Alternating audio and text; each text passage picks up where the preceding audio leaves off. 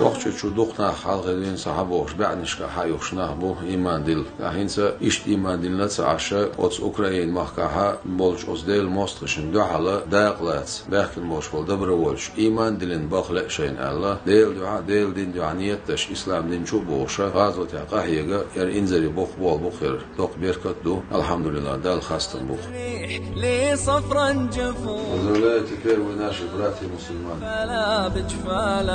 2 года думал об этом, и появился такой момент по воле Аллаха, я считаю, так к этому пришел. Чувствую себя как заново рожденный человек. У меня отец бывший военный, свою жизнь хотел связать с военной службой. Хотел служить именно в Чеченской Республике, потому что знаю, что здесь хорошая подготовка, как боевая, так и физическая. Случилась такая ситуация с Украиной, и увидел, что именно в Чеченской Республике набирают добровольцев. Долго не думал, сразу же созвонился, приехал, вступил в ряды.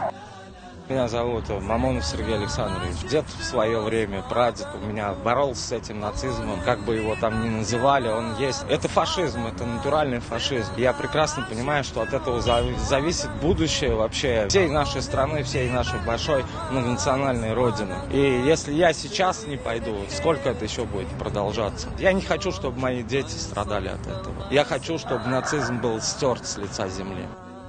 Я Яновский Виталий Владленович из Камчатского края. Приехал, чтобы поддержать своих братьев и товарищей в это нелегкое время. Я поддерживаю политику Рамзана Ахматовича Кадырова. Под его руководством нет сомнений, что в кратчайшие сроки все благополучно решится.